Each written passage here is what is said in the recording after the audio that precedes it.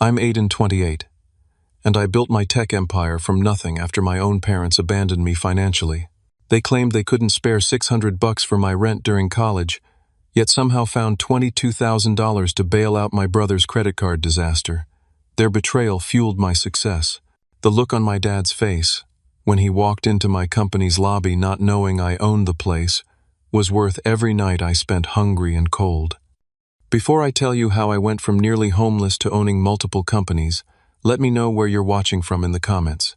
Hit that like and subscribe if you've ever had family choose favorites. Trust me, my revenge was worth the wait. Growing up in the suburbs of Boston, Massachusetts, our family looked picture perfect from the outside. My father Richard worked as a mid-level manager at an insurance company, while my mother Margaret taught third grade at the local elementary school. We lived in a modest four-bedroom colonial with a well-kept lawn and a two-car garage, the epitome of middle-class American stability. My younger brother Ethan and I shared the second floor, our rooms connected by a bathroom that became a constant battleground as we grew older. From an early age, the differences between us were stark and seemingly defined our value in our parents' eyes. Ethan was the golden child, athletic, charming, and effortlessly popular. He played 3 sports, excelled at baseball particularly, and had a natural ability to make people laugh. Our parents rarely missed his games, proudly wearing team colors and cheering from the bleachers regardless of the weather. My mother would spend hours preparing special protein-packed meals before his big games, and my father dedicated weekends to practicing pitches with him in the backyard.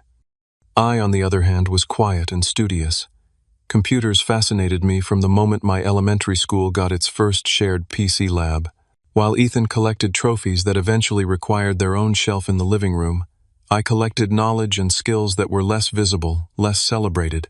I taught myself coding at 13, built my first rudimentary program at 14, and by 16 I was fixing computers for neighbors to earn extra cash.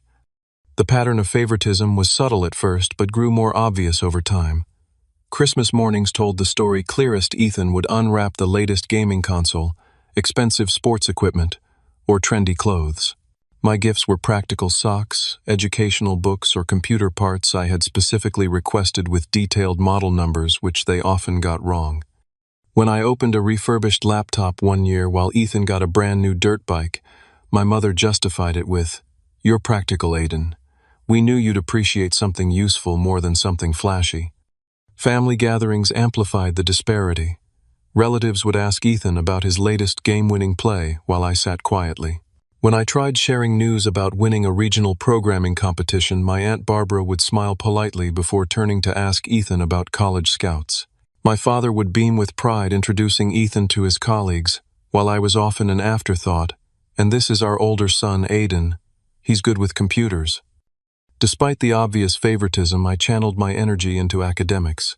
I maintained a perfect 4.0 GPA throughout high school, scored 1,500 on my SATs, and won the state computer science competition 2 years running. While Ethan struggled to maintain a C average, I was accepted to one of the top computer science programs in the country with a partial merit scholarship. The night I received my acceptance letter, I rushed downstairs, hands shaking with excitement. My parents were watching television in the living room. I got in, I announced, holding up the letter. Full acceptance with a $15,000 merit scholarship. My mother looked up briefly. "That's nice, honey. We knew you would." My father nodded. "Good job. Make sure you find out about work-study options." That same evening, when Ethan burst through the door announcing he'd been offered a partial baseball scholarship to a state college with an unremarkable academic reputation, my parents leapt to their feet. My mother hugged him tightly, tears in her eyes, while my father clapped him on the back, repeatedly declaring we needed to celebrate. They ordered pizza called Grandparents and opened a bottle of champagne they'd been saving for a special occasion. I retreated to my room, acceptance letter still in hand, the contrast not lost on me. But I told myself it didn't matter. I was going to create my own success story with or without their enthusiasm. Little did I know how literally that promise would be tested. My first semester at university felt like breathing fresh air after years of being suffocated. For once, I was surrounded by people who spoke my language both literally and figuratively. My roommate Jackson was a brilliant mathematics major who appreciated late-night discussions about algorithm efficiency. My professors recognized my abilities and challenged me accordingly. For the first time, I felt truly seen. I'd started college with cautious optimism about my financial situation. My scholarship covered about 60% of my tuition, and I'd saved nearly $8,000 from my high school computer repair business.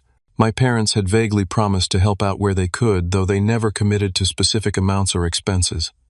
"We're not made of money," Aiden, my father, reminded me during move-in day as we passed families unloading expensive furniture and brand-new laptops. "You'll need to be frugal. This was your choice." I had accepted their limitations and budgeted carefully. My apartment was a 20-minute walk from campus, far enough to be affordable, but close enough to be practical. I shared it with 2 other students to keep costs down. I simply worked weekends at the campus IT help desk and avoided the costly social outings that consumed many of my classmates' bank accounts. Everything changed during my 3rd semester. The university announced budget cuts due to endowment losses, and my scholarship was reduced by 30%. This translated to an additional $4,000 per semester I hadn't planned for. I'd already depleted most of my savings covering books, supplies, and living expenses. After staring at my bank account for hours, calculating and recalculating possible scenarios, I swallowed my pride and called home. It was a Sunday evening, and I knew both my parents would be there. "Hey, Mom," I began, trying to keep my voice steady. "I've got a bit of a situation with my scholarship." I explained the cuts and my financial predicament. "I've looked at every option," I continued. "I've applied for additional scholarships and taken on more hours at work, but I'm still coming up short. I need about $600 a month for rent, until I can find a better solution. Could you and Dad help, just temporarily?" The silence on the other end stretched uncomfortably before my mother replied, "Oh, Aiden, that's terrible timing. Your father and I are really stretched thin right now. The roof needed repairs, and we've had to help your grandmother with her medication costs." My father got on the phone. "Son, we just don't have extra cash lying around. You're smart. You'll figure something out. Maybe take a semester off to work full-time, or find a cheaper place." I ended the call feeling hollow. Taking a semester off would mean losing my remaining scholarship and possibly my spot in the competitive program. Moving to a cheaper place mid-semester would require breaking my lease, paying penalties I couldn't afford, and likely moving much farther from campus. What followed were the hardest months of my life. I took on a second job stocking shelves at a grocery store from 10 at night until 2 in the morning, then a third delivering newspapers before dawn. I slept in fragmented 3-hour chunks between work classes and assignments. I survived on ramen noodles, the cheapest caloric option available, supplemented with free coffee from the computer lab. I walked everywhere to save bus fare, even in the bitter January snow, because every dollar mattered. My apartment was perpetually cold because I kept the thermostat at 55 degrees to minimize utilities. I studied wrapped in every blanket I owned, wearing gloves with the fingertips cut off so I could still type. One particularly brutal week, I rationed my food so severely that I became dizzy during a programming lab.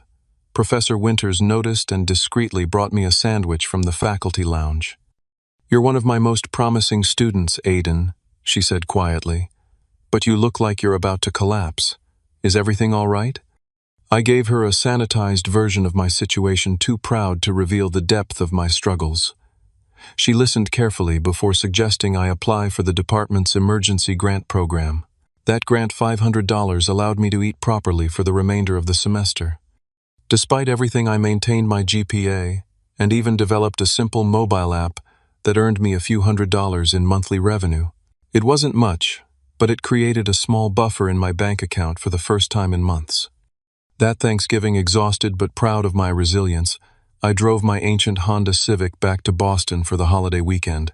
The car barely made the journey, the heater failing 2 hours into the drive, forcing me to stop every hour to warm my hands at gas station microwaves. I arrived home to find a gleaming new Ford Mustang in our driveway. My brother emerged from the house as I was retrieving my duffel bag from my trunk. "Like it?" Ethan grinned, gesturing to the car. "Early graduation present from Mom and Dad. They got a great deal from Dad's friend at the dealership. I stared at the vehicle, its metallic paint reflecting the afternoon sun, trying to process how my parents could afford a $30,000 car while claiming they couldn't spare $600 a month to keep me housed. Something inside me cracked, but I forced a smile and congratulated my brother. It wasn't his fault our parents had such different standards for their sons.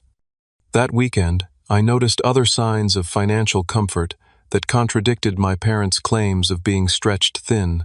New furniture in the living room, my mother's new tablet, golf clubs propped in the corner of the garage. Each observation was another small cut to my already wounded trust. By my senior year, I had achieved a fragile stability. My app was generating enough revenue to cover basic necessities, and I'd secured a prestigious internship that paid well and promised excellent references for future job searches. I was exhausted, but managing and the finish line was finally in sight. I had largely accepted my parents' inability or unwillingness to help me financially, filing it away as a painful reality, but not one I could change. Christmas break arrived with a heavy snowstorm that nearly prevented my drive home. The thought wasn't entirely unwelcome. Part of me would have preferred staying in my apartment coding in peaceful solitude, rather than navigating the emotional minefield of family gatherings. But some stubborn part of me still craved that normal family Christmas experience, still hoped for genuine connection with the people who had raised me. The house was decked in holiday decorations when I arrived, a fire crackling in the fireplace, and the scent of my mother's sugar cookies filling the air. Ethan had arrived the day before, having dropped out of college. After 3 unsuccessful years despite his scholarship, he was finding himself, which seemed to involve sleeping until noon, and playing video games for hours on end. My parents appeared to accept this phase with patient indulgence. My first night home, I woke around midnight, thirsty after the long drive. As I approached the kitchen, I heard my parents' voices in heated discussion. I paused in the hallway, not intending to eavesdrop, until I heard my name. "We can't tell Aiden about this," my mother was saying. "You know how he gets about money, always keeping track of every penny. He'd never understand." "I don't like hiding things from him," my father replied. "But you're right. He's always been so independent, so responsible. Ethan needs this help more than Aiden ever has." $22,000, Richard. It's a fortune. If we hadn't taken that equity line on the house. I froze, my body suddenly cold despite the house's warmth. The credit card companies were threatening legal action, Margaret. What choice did we have? Ethan made mistakes, but he deserves a fresh start. The financial counselor said clearing his debt was the only way forward. I know. I just hope we did the right thing. I retreated silently to my room. My thirst, forgotten as a different kind of hunger, consumed me, the need for answers, for justification, for some explanation that could make sense of this revelation. $22,000. The sum reverberated in my mind as I lay sleepless. $22,000 would have covered my rent for 3 years. It would have prevented countless nights of hunger, cold, and exhaustion. It would have allowed me to focus on my studies instead of working until my body gave out. And my parents had it all along, or at least they had access to it through their home equity. The next morning I sat at the breakfast table observing my family through new eyes. My mother bustled around making pancakes, Ethan's favorite. My father read the newspaper, occasionally commenting on headlines. Ethan scrolled through his phone, yawning dramatically. It was a scene of domestic normalcy that now felt like an elaborate facade. I waited until we were all seated, food served, before I spoke. "I heard something interesting last night."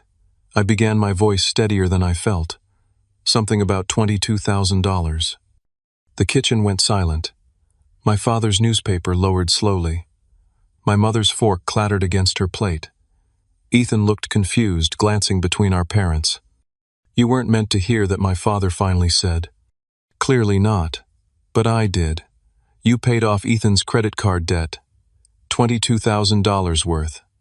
My mother's expression hardened slightly. "Aiden, you don't understand the whole situation. Your brother made some mistakes, but he needs a fresh start. The debt was crushing him." "Crushing him," I repeated. While I was literally counting pennies for ramen, while I was working 3 jobs and still barely making rent, while I was walking miles in snow because I couldn't afford bus fare. "That's different," my father interjected. "You've always been responsible. You've always figured things out." "So, I'm punished for being responsible." Ethan racks up massive debt on frivolous purchases, and he gets a clean slate. My mother reached across the table. "Honey, you're the smart one. You've always been self-sufficient. We knew you'd be fine." "Fine." My voice cracked. I almost dropped out because I couldn't afford to live. "I've been hungry, cold, exhausted for years while you've been bailing Ethan out. And you had the audacity to tell me you were stretched thin when I asked for $600 a month. $600. Ethan shifted uncomfortably. "Dude, I didn't know you were struggling that bad." "Of course you didn't. No one in this family has ever bothered to ask." I pushed back from the table. "I'm not hungry anymore." The remainder of Christmas break was tense and stilted. My parents attempted weak justifications that only deepened my sense of betrayal. "We thought you'd refuse help anyway. You seem to be managing. Your brother isn't as capable as you are." Each excuse was another twist of the knife. The breaking point came 3 days before I was due to return to campus. We were watching television in strained silence when Ethan casually mentioned his plans for spring break.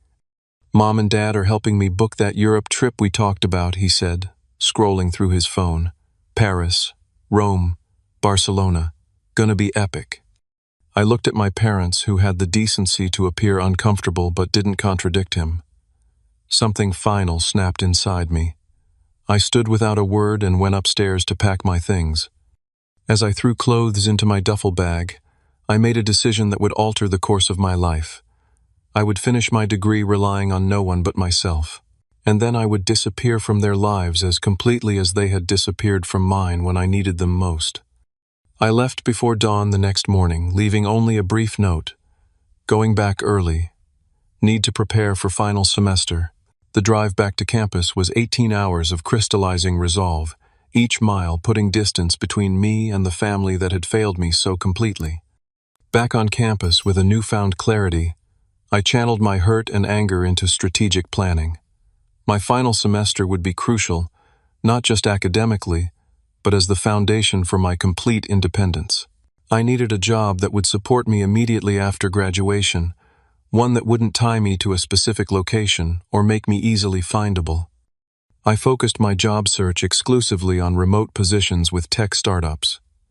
These companies valued skills over credentials and offered flexibility that traditional corporations couldn't match. I updated my portfolio with projects I'd completed during sleepless nights, polished my resume, and practiced interview questions between classes. After 17 applications and 12 interviews, I received an offer from a promising San Francisco startup developing data analytics tools. The salary was modest by tech standards, but more than enough for my needs, and critically, it was fully remote. I accepted immediately, negotiating a start date 2 weeks after graduation. I told no one about my plans, not my roommates, not my professors, not the few friends I'd made during my time at university. I knew that maintaining connections meant potential leaks of information back to my family. Complete severance required complete secrecy. My graduation ceremony arrived on a bright May morning. The auditorium was filled with proud families cheering as their children crossed the stage. My row was particularly enthusiastic parents, standing and whistling as each name was called. When Aiden Sullivan echoed through the speakers, the audience applauded politely the generic recognition given to students whose families weren't present. I hadn't invited my parents, hadn't even told them the date. As I accepted my diploma, I scanned the crowd briefly, half expecting to see them despite my silence. They weren't there, confirming what I already knew: the severance was mutual. After the ceremony, I returned to my apartment for the last time. I had already sorted my possessions into 3 categories: necessities to keep, items to sell, and things to donate. My life fit into 4 boxes and 2 suitcases, a minimalist existence born of necessity and now embraced by choice. I made my final rental payment, cleaned the apartment meticulously to ensure the return of my security deposit, and loaded everything into my car. Before leaving town, I completed my digital disappearance, changing my phone number, creating a new email address that bore no resemblance to my previous one, and deactivating all social media accounts. I opened a new bank account at a national chain, transferring my modest savings and closing my university area account.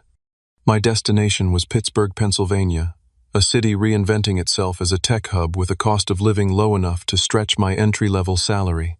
I had researched neighborhoods, carefully selecting a small but secure apartment in a converted factory building. The exposed brick and industrial windows appealed to my practical aesthetic, and the building's secure entry system provided peace of mind. Those first months of self-imposed isolation were among the most challenging and most productive of my life. I worked my regular hours for the startup, quickly proving my value as I resolved persistent bugs and optimized systems that had troubled more experienced developers. Evenings and weekends were devoted to my own project, a proprietary software designed to automate content analysis for marketing teams. Human connection was scarce. I spoke with colleagues through Slack and occasional video calls but maintained professional distance. My neighbors nodded in hallways but respected the privacy that seemed to emanate from me like a force field. I ate alone, worked alone, slept alone, building a fortress of solitude that protected me from further hurt but also prevented healing. 3 months after my disappearance, my mother attempted contact. Somehow she had obtained my work email, likely through the university alumni office. Her message was brief. "Aiden, we haven't heard from you since you left. Please let us know you're okay. Love, Mom." I stared at it for 20 minutes before archiving it without reply. The word love felt like a foreign language I no longer understood. As my first year of self-imposed exile progressed, my financial situation improved steadily. I lived frugally out of habit, investing most of my income back into development tools for my side project. My bank account grew first to 5 figures, then approaching 6, a cushion of security I had never known before. Gradually, I allowed a few selective connections. A colleague named Marcus invited me to a weekend hackathon, and something about his straightforward manner broke through my defenses. We became tentative friends, occasionally meeting for coffee to discuss coding challenges or industry trends. Through him, I met Teresa, a brilliant UI designer whose perspective complemented my technical focus. These small openings in my emotional armor coincided with my first recognition that isolation had taken a psychological toll. I began waking at 3 in the morning, heart racing with undefined anxiety. Memories of family holidays would ambush me in grocery stores or laundromats, leaving me momentarily paralyzed. After one particularly bad week of insomnia, I found a therapist who specialized in family estrangement. Dr. Catherine Chen never pressured me to reconcile with my family or to forgive before I was ready. Instead, she helped me untangle the complex web of love, betrayal, anger, and grief that defined my relationship with my parents and brother. Healing doesn't require reconnection, she told me during one pivotal session, but it does require reconnecting with parts of yourself that were damaged by their actions. By my second year of independence, my side project had evolved into a viable product. I filed patents, incorporated a small business, and began approaching potential clients. My first sale to a mid-sized marketing firm in Chicago validated both my technical vision and business model. The second and third sales followed quickly, creating enough revenue for me to consider leaving my steady job. I submitted my resignation with mixed emotions. The startup had been my lifeline when I needed it most, but my creation demanded my full attention. My supervisor tried to keep me with promises of promotion and equity, but my decision was made. For the first time in my life, I was completely self-determining, answerable to no one. That night, sitting in my apartment, surrounded by the gentle glow of computer monitors, I allowed myself a moment of pride. From the desperate college student counting pennies for ramen, I had transformed into a business owner with growing success and unlimited potential. The fortress I had built to protect myself was becoming a launchpad instead. 2 years after graduation, with my first company generating stable revenue, I made the decision to expand operations. My content analysis software had found its market niche, attracting clients ranging from small marketing agencies to multinational corporations. Working from my Pittsburgh apartment had served me well during the bootstrap phase, but to truly scale, I needed a proper office and a team. Chicago became my next home base, centrally located with a robust tech ecosystem and more affordable than coastal hubs. I leased a modest office space in the West Loop, an area transforming from industrial wasteland to innovation district. With careful planning and rigorous interviewing, I assembled a core team of 8 developers, designers, and sales specialists who shared my vision for data-driven content optimization. The company, which I named Clearview Analytics, grew faster than even my optimistic projections. Our client list expanded from 20 to over 100 within 18 months. My technical background, combined with an unexpected talent for strategic business development, created a powerful foundation. By the end of our second year in Chicago, we had grown to 50 employees and moved to larger offices overlooking the Chicago River. Our breakthrough came when NetStream, a major digital media conglomerate, approached us about acquisition. Their offer was generous, 8 figures plus stock options, but included terms that would have required me to relinquish control. Instead of accepting outright, I negotiated a partial acquisition that allowed NetStream to license our technology while I retained majority ownership and operational control. This hybrid arrangement provided capital infusion without sacrificing autonomy. With newfound resources, I launched my second venture, a cloud security platform called Fortress Protocol. Cybersecurity had always fascinated me, and my analysis of market trends suggested growing demand for solutions that protected customer data without sacrificing performance. I hired specialists from leading security firms offering equity stakes that aligned their interests with the company's success. Fortress Protocol secured its first major client, a healthcare system with stringent privacy requirements, 6 months after launch. Others followed as our reputation for both security and system efficiency spread through industry channels. We formed strategic partnerships with larger tech companies, becoming their preferred security solution for sensitive implementations. My personal profile remained intentionally low during this period of expansion. I declined speaking engagements, avoided industry networking events when possible, and delegated media interactions to our communications director. When Technology Innovator magazine requested an interview for their Founders to Watch feature, I agreed only if they would use my first name only and no photographs. The resulting article described me as the enigmatic Aiden, whose brilliance is matched only by his reclusiveness. This partial anonymity served both personal and professional purposes. It protected me from potential family contact while creating an aura of mystery that ironically increased interest in my companies. Potential investors and partners were intrigued by the founder who let his work speak for itself rather than seeking the spotlight. My personal wealth grew exponentially as both companies thrived. I purchased a penthouse condominium in Chicago's Gold Coast neighborhood, a glass and steel sanctuary with panoramic lake views. The space was minimalist but luxurious, featuring smart home technology I had customized myself and an office setup that rivaled most corporate headquarters. Despite financial success, I lived relatively modestly compared to other tech entrepreneurs at my level. I drove a high-end electric vehicle, but not an ostentatious sports car. I dined at excellent restaurants, but avoided the scene-making establishments favored by those seeking to be noticed.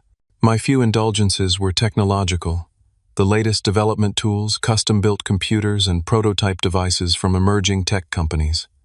5 years after my graduation and disappearance, I had transformed from struggling student to multimillionaire. I had ownership stakes in dozens of companies across the country, having expanded my investment portfolio to include promising startups in fields ranging from biotechnology to sustainable energy. My holding company, Sullivan Innovations, had become a respected name in venture capital circles, known for thorough due diligence and founder-friendly terms. Throughout this period of extraordinary growth, I maintained my digital fortress. My public information was limited to what was legally required for business operations. I used different email addresses for different purposes, changed phone numbers regularly, and employed a private mail service to handle correspondence. I had no active social media presence under my real name and used secure messaging platforms for all sensitive communications.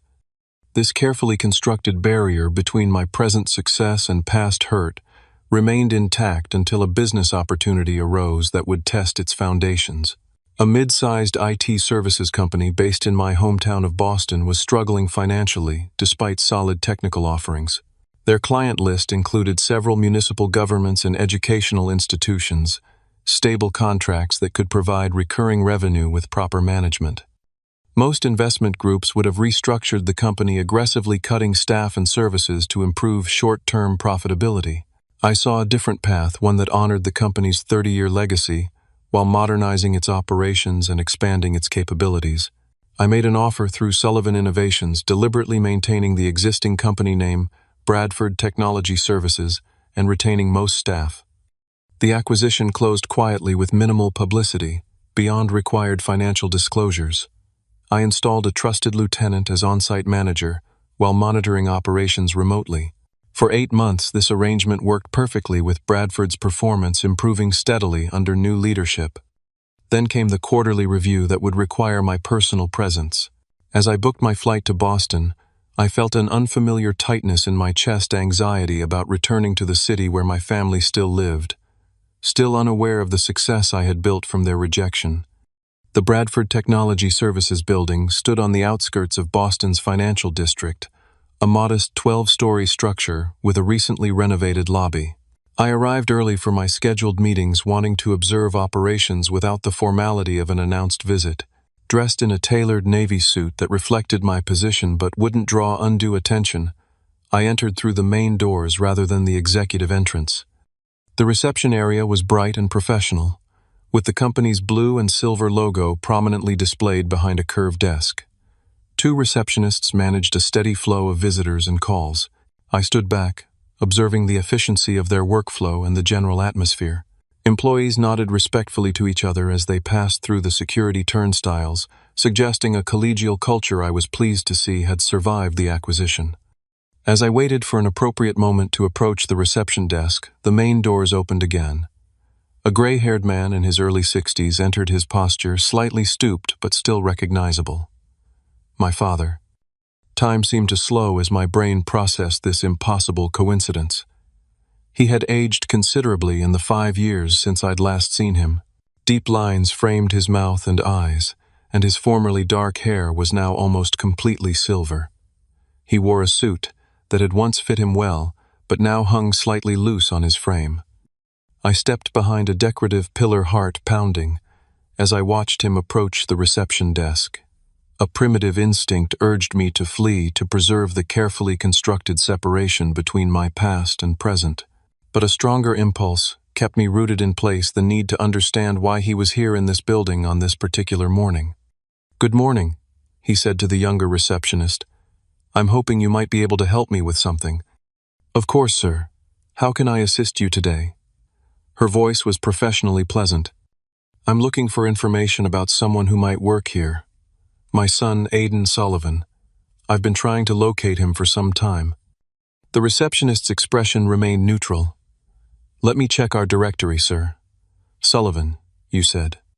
"Yes, Aiden Sullivan. He would be around 28 now. Computer science background." She typed briefly on her keyboard. "I'm not seeing anyone by that name in our current employee database. Let me check with Human Resources to be certain. May I ask your name, sir?" "Richard Sullivan. I'm his father."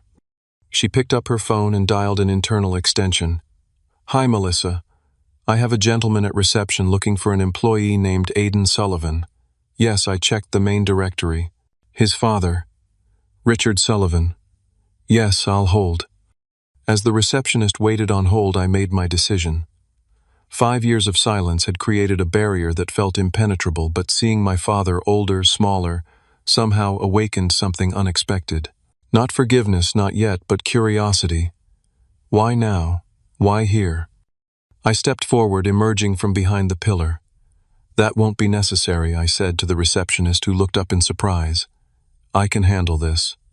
My father turned at the sound of my voice, his expression shifting from confusion to shock as recognition dawned. "Aiden." His voice cracked slightly. "Is that really you?" We stood facing each other in the lobby where neither of us had expected to meet. I was acutely aware of how much had changed, not just his aging, but my transformation. I stood taller now, carried myself with the confidence of success, rather than the defensive posture of someone expecting disappointment. "Hello, Dad," I said, my voice steadier than I felt. "This is unexpected." He seemed unable to form words for a moment, his eyes taking in my appearance, the quality of my suit, my composed demeanor. "I've been looking for you," he finally managed. "For years. You just disappeared."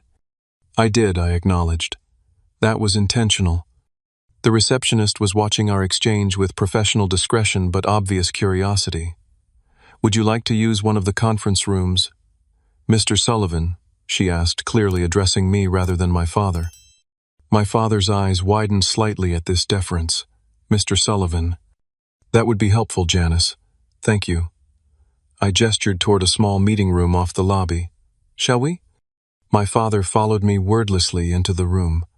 Once the door closed behind us, he seemed to deflate slightly, sinking into one of the chairs around the polished table.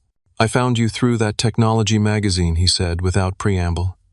"The article only used your first name, but there was mention of your college and graduation year. I've been tracking down leads ever since." I remained standing, maintaining the subtle power dynamic. "And now you've found me. Why?" "Because you're my son." He stated it as if it were the most obvious thing in the world. "Because your mother cries on your birthday every year.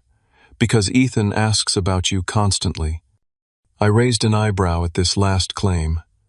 Does he, the brother who never noticed I was struggling, who took and took while I went without? He knows now. We all do. My father ran a hand through his thinning hair. "Ethan's life fell apart after you left. The car got repossessed. He couldn't hold a job. The money we gave him, it didn't help in the end. It just delayed the inevitable." "And that's supposed to make me feel better?" I asked quietly. "Number, it's just the truth." He looked up at me. "You seem to be doing well. Very well." I allowed myself a small, tight smile. "I am. No thanks to the support I didn't receive." My father glanced around the conference room, its expensive furnishings and technology, suggesting corporate success. "So you work here. You've done well for yourself in IT." The moment had arrived, the revelation I had never planned but now seemed inevitable. "I don't work here, Dad. I own this company, along with several others." The color drained from his face. "You own Bradford Technology, but they've been around for decades. I acquired it 8 months ago. It's one of the smaller companies in my portfolio." He stared at me, visibly processing this information. "My God, Aiden, how is that possible? You're only 28. 28 with 5 years of working every waking hour. 5 years of building something while expecting nothing from anyone else." I finally sat down across from him. 5 years of complete self-reliance, the skill you and Mom inadvertently taught me when you decided I wasn't worth supporting. My father flinched. "We made mistakes. Terrible mistakes that we've regretted every day since you left." "Regret doesn't change the past," I said. "It doesn't erase the nights I went hungry or the winters I spent cold. It doesn't undo the favoritism or the lies about being stretched thin while you found $22,000 for Ethan." "No, it doesn't," he agreed, his voice barely audible. "Nothing can change that. But family is still family, Aiden. We want to make amends. We want you back in our lives." I studied him for a long moment, noting the tremble in his hands, the genuine pain in his eyes. Part of me, the wounded college student who had been abandoned when he needed help, most wanted to dismiss him coldly, to have security escort him from the building. It would be a fitting symmetry to the rejection I had experienced. But the man I had become recognized that such an action would only continue the cycle of hurt. It wouldn't heal anything, not for him and certainly not for me. "I need to get to my meetings," I said finally. "I'm here to review quarterly operations." Hope flickered briefly in his eyes. "Could we talk later, maybe dinner? Your mother would?" "Not today," I interrupted. "I'm not ready for that. I need time to process this." He nodded, accepting this boundary. "Can I give you my number? A way to reach me, when if you're ready?" I hesitated, then took out my phone and created a new contact. He recited his number, which I noted had changed since I'd last known it. As we stood to leave, he made a motion as if to embrace me.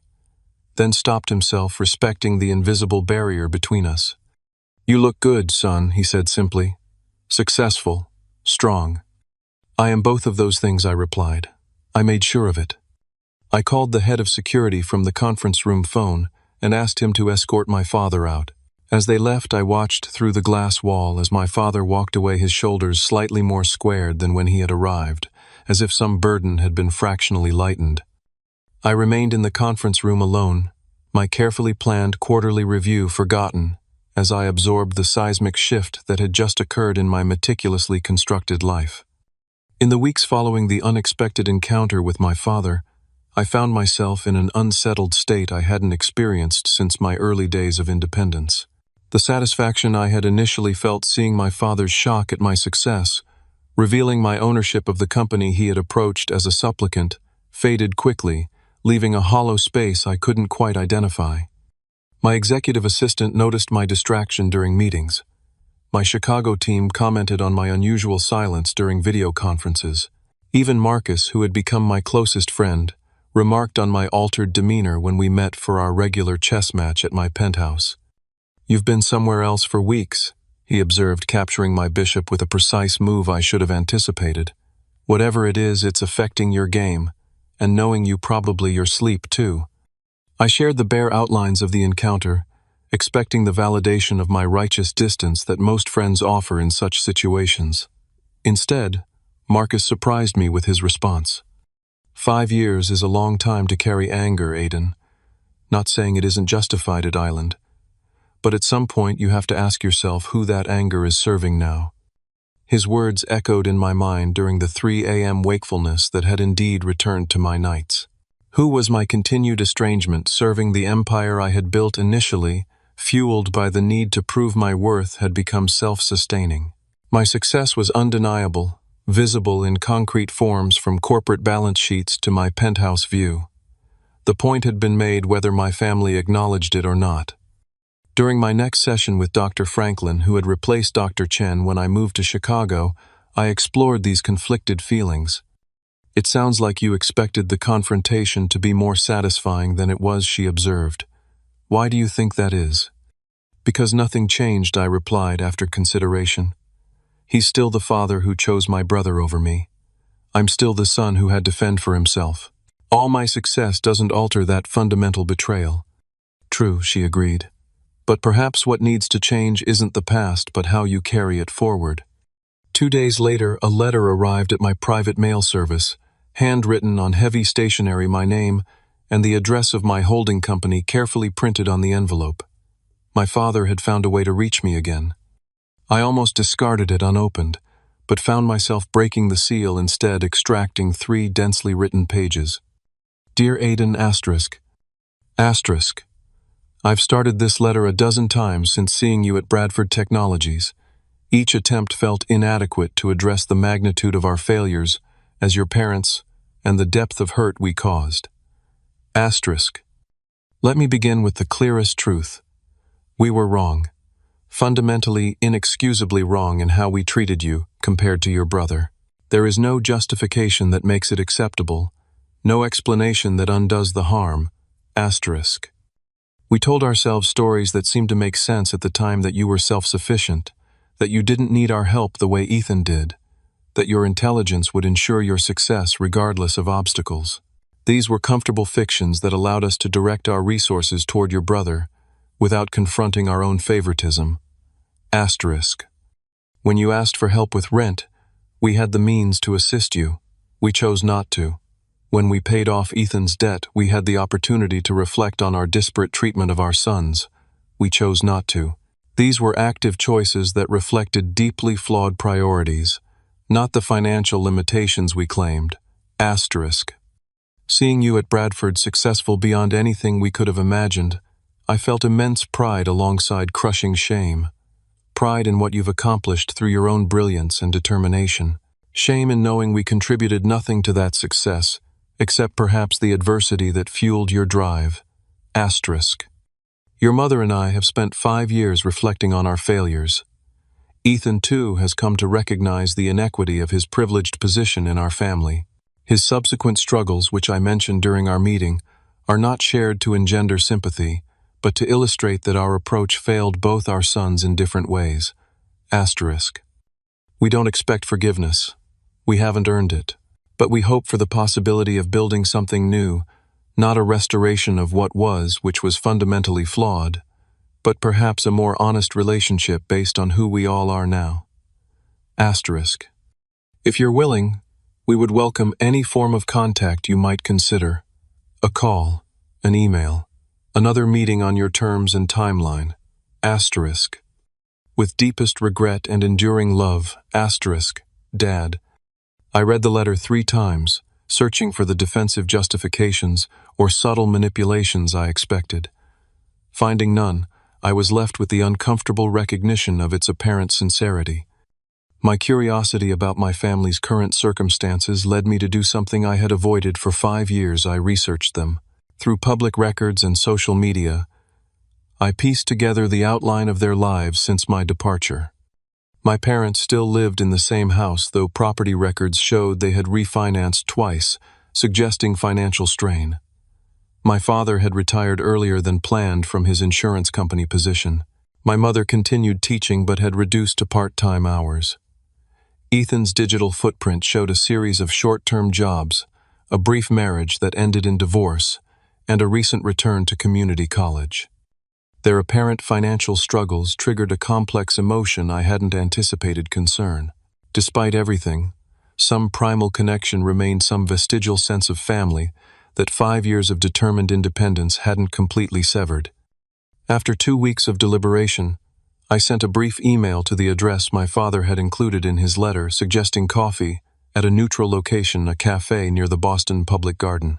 I specified a time 3 weeks in the future, giving myself the option to reconsider. The morning of our scheduled meeting, I dressed carefully in casual clothes rather than my usual business attire: jeans and a sweater that revealed nothing about my financial status. I arrived early, selecting a corner table that offered privacy while allowing me to observe the entrance. My parents arrived together 5 minutes before the appointed time. They moved more slowly than I remembered, my mother leaning slightly on my father's arm as they navigated between tables. They hadn't seen me yet, and I had a moment to observe them unnoticed. The additional gray in my mother's hair, the reading glasses hanging from a chain around her neck, the careful way my father scanned the room.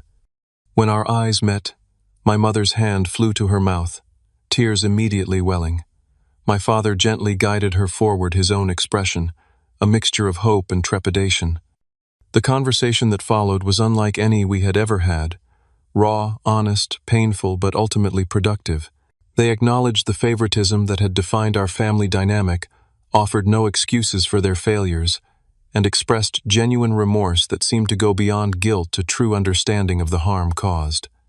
"We don't expect you to forget what happened," my mother said at one point, her voice steady despite her tears. "We just hope you might consider allowing us some small place in your life going forward. On your terms," my father added quickly, "whatever boundaries you need." I made no promises that day, but I didn't close the door either. We agreed to proceed slowly with clear expectations and defined limits. I was not rejoining family holidays or weekly dinners, but I would accept occasional communication and consider further meetings depending on how things progressed. As I rebuilt this cautious connection with my parents, I found myself reflecting on the journey that had brought me to this point. The desperate college student counting pennies for ramen had become a successful entrepreneur with resources beyond what he could once have imagined. The hurt and anger that had fueled my initial drive had served their purpose, but had become increasingly heavy baggage to carry. 6 months after that first coffee meeting, I established the Sullivan Opportunity Fund, a scholarship program specifically designed for students facing financial hardship during their education.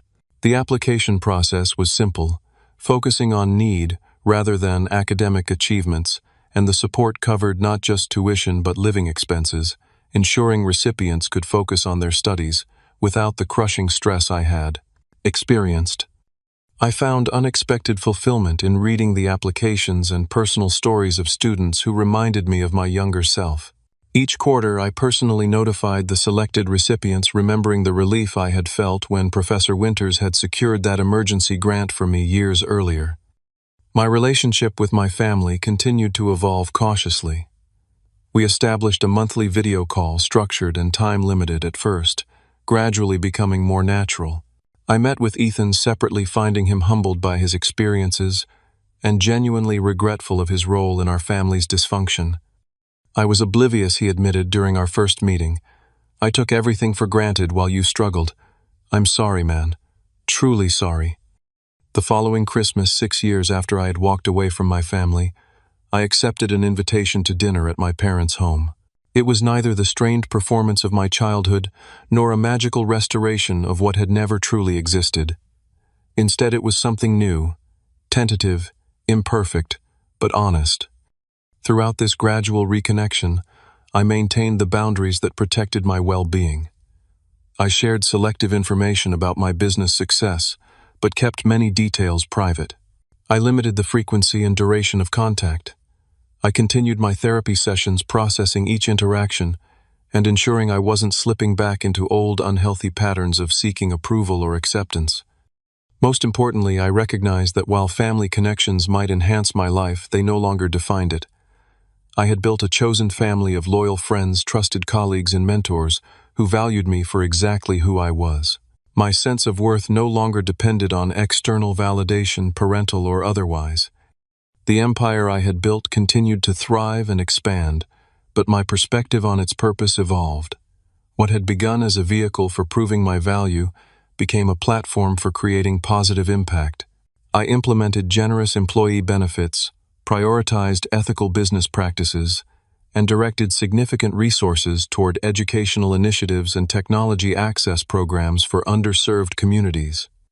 Looking back on the desperate college student I once was, I recognize both his pain and his resilience.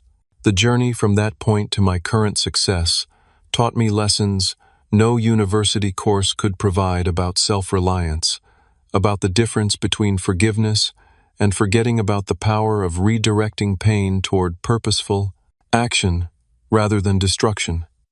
Most profound was the realization that true success isn't measured by bank accounts or business acquisitions, but by the freedom to define your own path forward.